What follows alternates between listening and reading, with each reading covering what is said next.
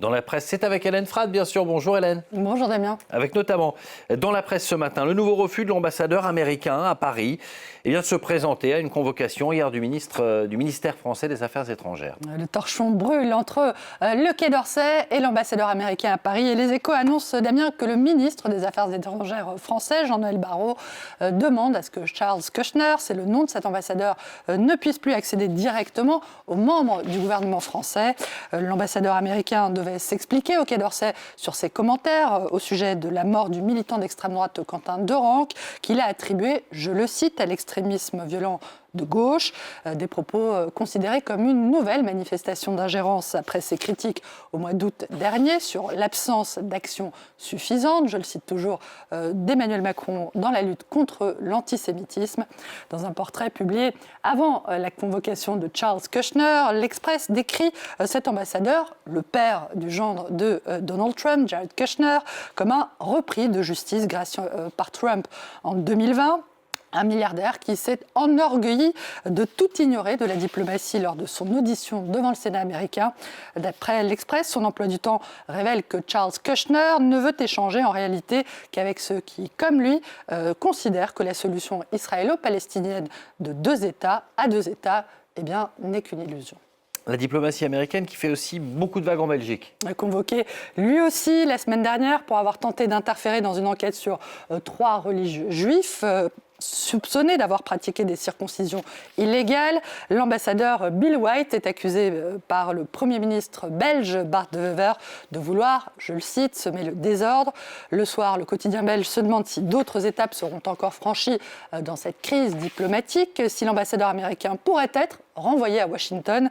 Le quotidien en doute car les déclarations de Bill White, je cite, sont, comme celles d'autres ambassadeurs américains en poste dans l'UE, parfaitement alignées sur la stratégie de la Maison-Blanche et que rompre avec lui, ce serait donc tourner pour de bon le dos à Donald Trump.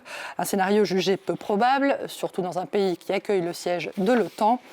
Moins alignées, en revanche, seraient les déclarations d'un autre ambassadeur américain, Mike Huckabee, ambassadeur des États-Unis en Israël. D'après Politico, de hauts responsables de l'administration Trump ont été contraints de contacter les dirigeants de plusieurs pays arabes pour leur expliquer que sa déclaration, selon laquelle Israël aurait le droit divin de contrôler une grande partie du Moyen-Orient, relève d'une opinion personnelle et ne signifie pas, je cite, un changement de la politique américaine dans la région. Une stratégie des États-Unis pour le Moyen-Orient de plus en plus difficile à décrypter. Le quotidien libanais L'Orient le Jour ne sait pas si l'évacuation soudaine hier de l'ambassade américaine de Beyrouth est uniquement liée à une éventuelle escalade militaire américaine contre l'Iran ou si elle peut s'inscrire également dans la perspective d'une escalade israélienne contre le Hezbollah au Liban. L'administration Trump elle-même semble travaillée par des mouvements contraires, alors que Donald Trump, on le sait, dit avoir le doigt sur la gâchette. Le Wall Street Journal fait état de l'alerte de cet homme, c'est le général Dan Kane, il est le chef d'état-major américain, sur les risques d'une opération majeure contre l'Iran, notamment du fait du manque de munitions. Côté iranien, on le sait, le régime affiche toujours son assurance et martèle qu'il se tient prêt à toutes les éventualités, tous les scénarios. Selon Iran Wire, site d'opposition, il en irait tout autrement pour la population. Le site d'opposition iranien raconte que de nombreux parents refusent d'envoyer leurs enfants à l'école par peur de nouvelles violences du régime après la répression sanglante du mois dernier. Nos salles de classe sont vides parce que nos cimetières sont pleins. Dans The Guardian, 3 étudiants témoignent de leur refus d'aller à l'université parce qu'ils refusent d'un soi-disant retour à la normale. La presse britannique, Hélène, qui revient aussi évidemment ce matin sur l'interpellation hier de l'ancien ministre Peter Mandelson dans l'affaire Epstein. Comme vous l'avez expliqué à l'instant, cette figure du Parti travailliste est accusée de manquement dans l'exercice de ses fonctions. Il a été relâché, tout comme le prince Andrew, après quelques heures de garde à vue. Ici en France, Le Monde poursuit ses révélations sur les liens entre la famille Lang et le pédocriminel Jeffrey Epstein, décédé aujourd'hui. Une enquête où il est question, Damien, notamment des liens passés de Jack Lang avec feu Robert Maxwell, le père de Ghislaine Maxwell, qui est actuellement en prison aux États-Unis.